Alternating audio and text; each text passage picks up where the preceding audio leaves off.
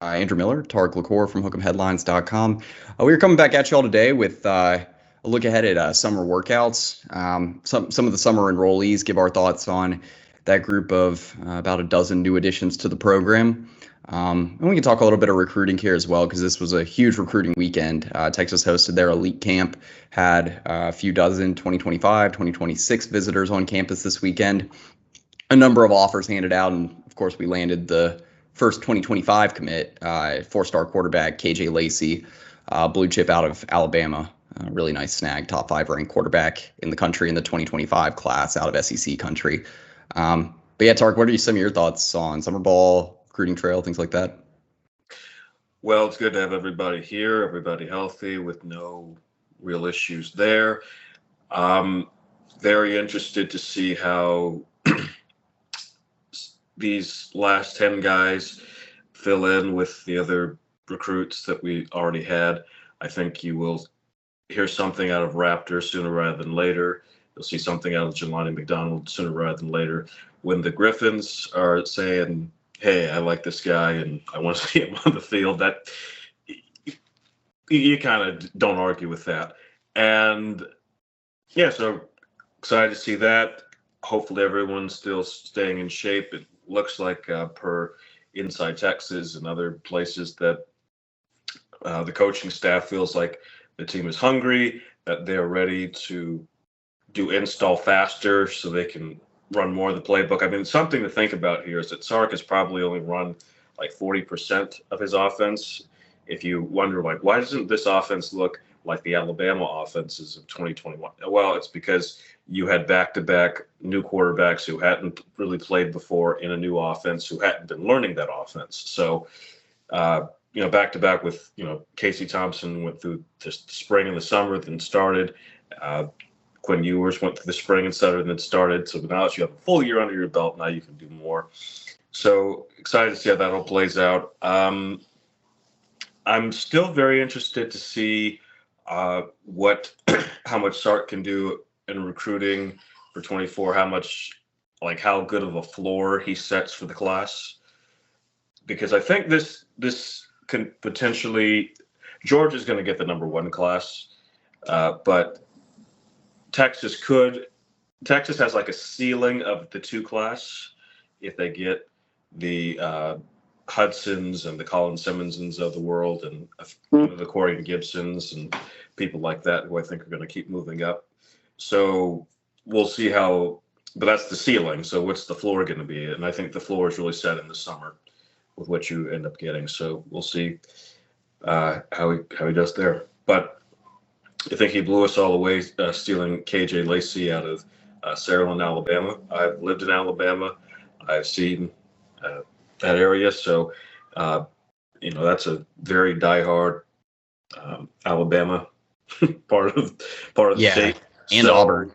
Yeah, exactly. So for him to pull something like that is, I think, really good. I think KJ Lacey has a lot of Bryce Young to his game, and I'm not just talking about his frame. He's got the arm angles. He's going to throw off platform. He's very fast, but doesn't run a lot, which is what you kind of want in the Sark offense. So excited to see that. So that's so after a decade of what could have been with quarterbacks like Andrew Luck, RG3, JT Barrett, all going elsewhere and thriving. Now it looks like Texas is starting to become a good quarterback destination. Absolutely. And, I like that you mentioned, the 2024 recruiting with KJ Lacey. Not only do I like the commitment of Lacey, obviously it gets the 2025 class off the ground in a great way. You have someone you can really build around. But also, I think landing Lacey at the time that Texas did can help Texas recruiting in the 2024 class, because some of the top wide receiver targets, running backs, offensive linemen, and just out of state recruiting in general, like this commitment is something that's going to help Texas in all of those ways. And you're talking a guy, Micah Hudson, a good example. I also be looking at like Kyle Baker, 4-star 2024. Some of these top wide receiver targets that Texas has in the 2024 class, it's they're going to want to catch the ball from a guy like Arch Manning, obviously, and also from, a guy as good as KJ Lacey. I think Lacey's got a really high, like a really high ceiling, and I think his trajectory is going to only be up from here. He's still got a lot of room to grow, more in the sense like physically. Literally and literally. Remember, Yeah. he just finished his sophomore year, so he's going into his junior year, so he can grow a few more inches. Yeah, and this is something that I've noticed in watching a lot of his film and looking into a lot of interviews the last couple of days. And just I have covered him at 1-7-on-7. And the one thing I do know from watching his game is that I really like how he's able to see the field. Again, use those different, arm angles, off platform throws that you mentioned, really that improvisational ability, make throws on the run, get key third downs. But the point being that use these different arm angles and arm talent and field vision to find open receivers to give them a chance to make plays after the catch. Find playmakers in space, give them room to run after. It just makes all these guys that are more after the catch playmakers for Texas that much more lethal if you're looking into the future. I look at a guy like Ryan Niblett, maybe, that I think that this could really benefit over the long haul. I think there's a chance in maybe 2026 that KJ Lacey is vying to be the starter, and Niblett at that point is an upperclassman, but still looking to maybe prove his NFL draft stock or something. That's looking a ways down the road, but that this is really going to help, especially in elite guys in 2025 like Andrew Marsh and DeCorian Moore. This commitment's really going to help. Anyway, let's take a look at some of the current guys on campus. You mentioned that everyone's healthy for the most part. Some of the new arrivals, Will Randall. Who else is coming off an injury? I mean, like Darian Gillette. I think Will Randall is the only one among the summer enrollees that is dealing with an injury. And Randall's running already, I think, and also I think Gillette will be full go by fall camp. So I heard that they're planning on getting him in the full workout program by the end of summer workouts. So that's tremendous progress because he had a devastating injury, especially for the caliber of athlete that he is. Let's start out the conversation here for summer workouts. We'll take a look at the summer enrollees. I did an article on the site about a week and a half ago talking about the 5 immediate impact summer enrollees. I was including the transfer additions. Texas had 2 transfer additions: Trill Carter, senior defensive lineman from Minnesota, Ryan Sanborn, senior punter from Stanford. I obviously think Trill Carter will be an immediate impact player. I want to get your thoughts briefly on this. Ryan Sanborn, do you think he's going to be a notable difference maker this year, or do you think it's just going to be nice to upgrade the punting game? I think it'll be a noticeable upgrade because I think people underestimate how people were talking about how the clock is going to keep moving for these things. Yeah. So I think that's going to make punting that much more important. It's that much more important to flip the field. Yeah, I love some of this. Sorry. And he knows what he's doing. It's just okay, you know what to do. We'll let you just do your job. I can focus on the little incidental details. And I think Joe DeCamillis, the new special teams coordinator, will only raise that ceiling higher. So. Yeah, I love where the special teams unit's headed in just multiple ways. And kicking and punting game and coverage units are all going to be solid this year. I'm hoping that we'll see a lot of what we saw from Alabama. Like you had Jamison Williams when he was at Alabama playing special teams. I think we'll see some of that, more of that this coming year. Yeah, well, in games I'm looking at the TCU game from last year where field position was so critical that you can just completely flip the field having just this much of an upgrade in the special teams unit. So Texas played so many close games. Sanborn's a transfer, so he's probably not going to be taking many classes. But if he does, I suggest that he enrolls in the LeBron James class of flopping so that he can help on. Because after all, that was a big thing in the TCU game, was that flop on the punter when he actually wasn't hit, but he got that 15-yard penalty and we didn't get the ball back. So. Yeah, that's interesting. I wonder how many penalties he's had against him. That's a me type of stat to look up, but I'll take a look at that later. Okay, so I think we're on the same page there. Trill Carter, where do you think he kind of fits into the pecking order along the defensive line? It depends on the line, exactly how we do it. If we run more 3 down with an edge, or if you run more of a 2-down with a buck and a jack. So not sure exactly how that's all going to shake out. I think a lot of that will also be dependent upon how much Sadir Mitchell plays a role. So if we do what PK wants to do, where you run the 2-4-5, I think he'll be playing a lot of snaps. And I do think if we have the personnel now to run the 2-4-5 as far as the bodies, even if you don't exactly have the experience, you do have the bodies to do it now. If you do more of a 3-down, I think same thing. I'm just interested to see how many, because they're going to want Byron Murphy and Sweat in there on the key downs and key situations. So I'm wondering if you'll see a lot of him earlier in games, and then as like the game wears down, then you have more of Sweat and Murphy out there. But we'll see. I expect him to be impactful and play a lot of snaps. And he's not just a 1-year rental. He'll be here next year too. I think he'll be a 2-year deal. Yeah, that's fair. That is. I think that's where that situation is headed. Just last question on Trill Carter here. Yes, Murphy and Sweat are going to be the 2 starting defensive tackles this year for Texas. I think Alfred Collins is probably the leading candidate to be like the 3rd guy in the rotation this fall. Where do you feel like Carter's ahead of Vernon Broughton? Do you feel like he's ahead of Alfred Collins? I personally feel like Collins versus Trill Carter's more situational. I feel like Collins is better as a pass rusher. Carter's better as a run defender. I'd probably, yeah. It's hard to say because Collins and Broughton are such different style players than Trill Carter is. So I don't know if I'd say over those two. I expect he'll probably play more because he is a seasoned veteran. But I expect Alfred Collins needs to be someone in fall camp that we're hearing a lot about.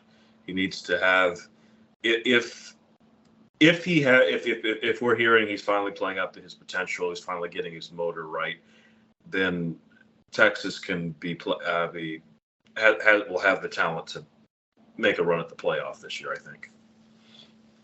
Okay. But there are certain key pieces that are going to be the difference between Texas. Like this is basically the floor I have at Texas. The floor will be like 8-4 and being like just out of the Big 12 championship like last year.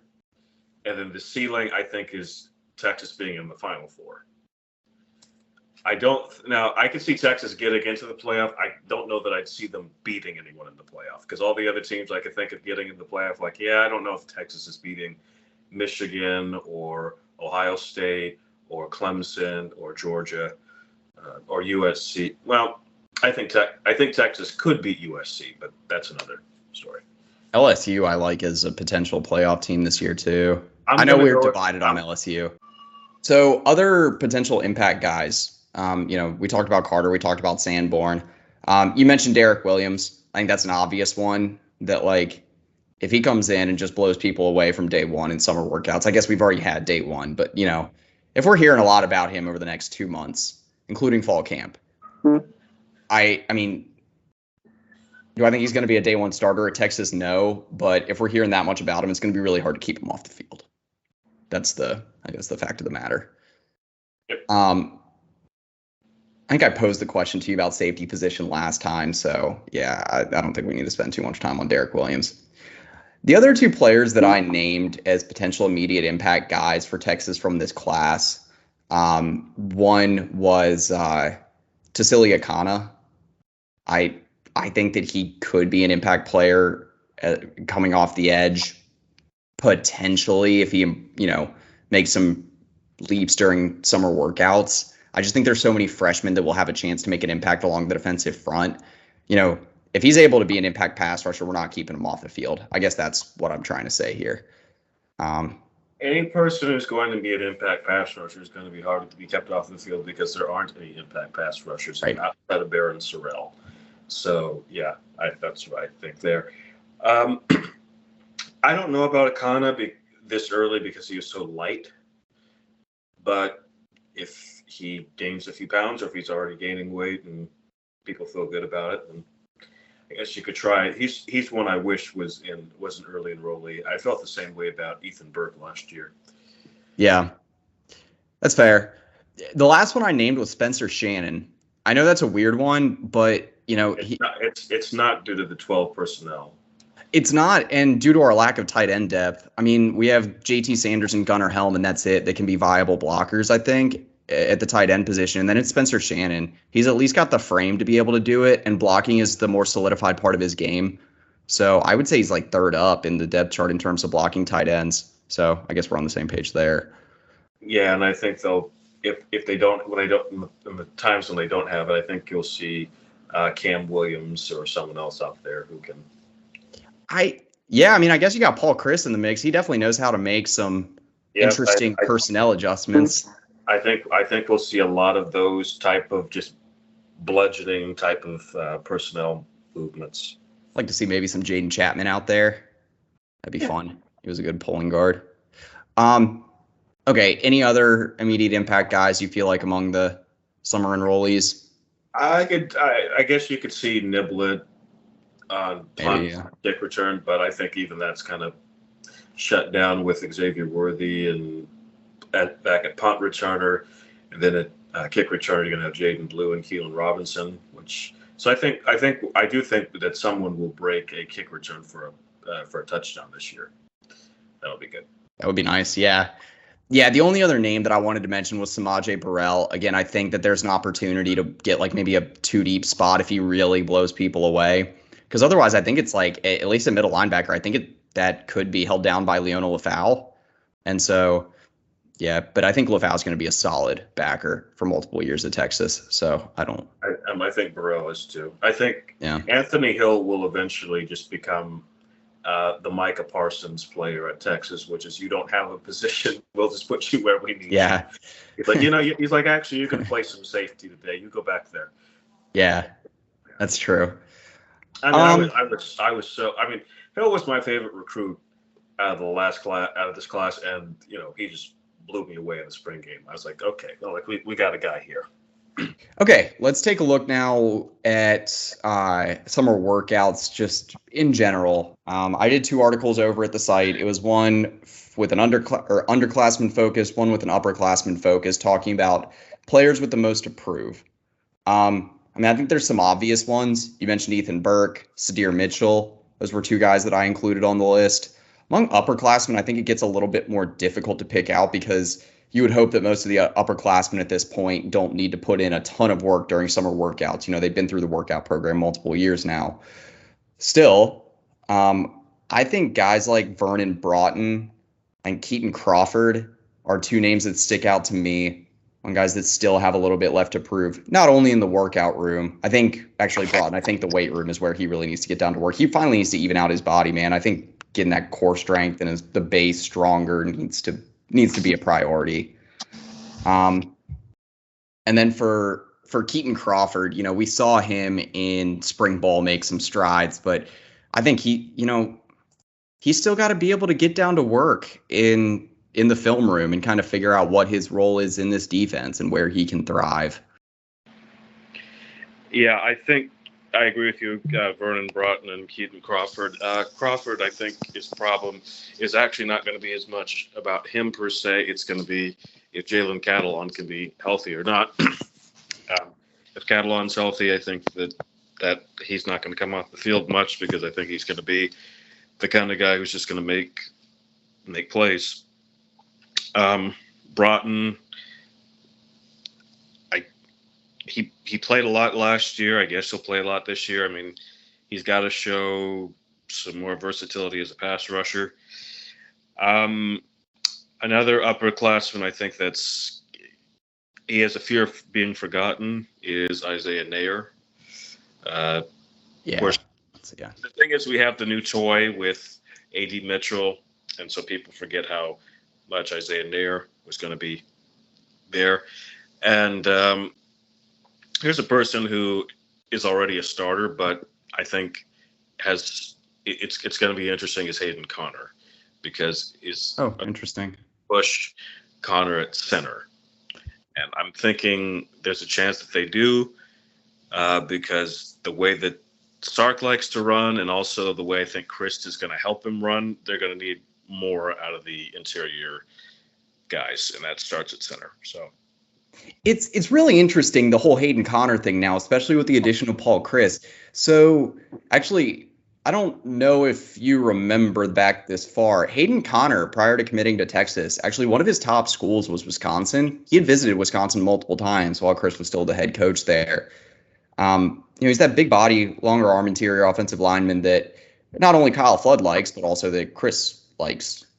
Yeah, I like that you mentioned Isaiah Nayor as well, because, obviously he's still got a lot to prove to be able to say that, okay, yeah, I think for him, if he could be, the fourth guy at wide receiver this fall, obviously if he's healthy, he's going to get plenty of snaps, but, coming off an ACL injury, that's obviously never easy, but, you got to make sure that you got your body right from day one, because there's plenty of wide receivers in this room that are going to be looking to make an impact otherwise. Among the underclassmen, do you have anyone else that you would name beside Sadir Mitchell, Ethan Burke? The other one that I named was DJ Campbell. I think for him, it's more about understanding the blocking schemes, getting down to work in the film room.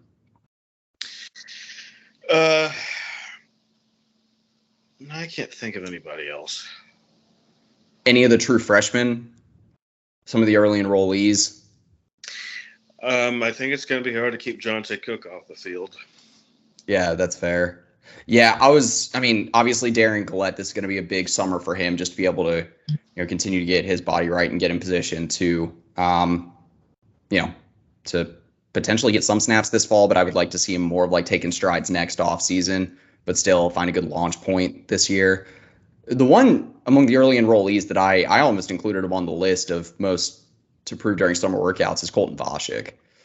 I would like to see him put on a little bit more weight, again, improve his understanding of the defensive schemes in run defense. Yep.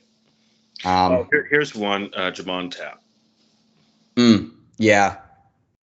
It's kind of now or never for him, I have a feeling. Yeah, it really is.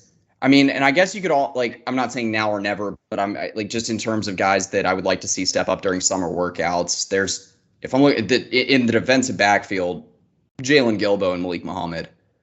Muhammad needs to put on some weight, get up to snuff in terms of his muscle mass to be able to be a little bit more physical and effective when he's trying to be aggressive at the line of scrimmage.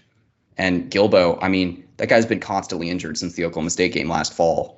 So he's got to get back in shape. I would like to see him be a quality contributor, but again, we have plenty of depth in the secondary, so he's got to get down to it. That's probably all I would mention. Yep, same. So I think that's all I got really just for summer in general, because I'll be interested to see what happens over the next couple months, but I think we're just looking forward to fall camp.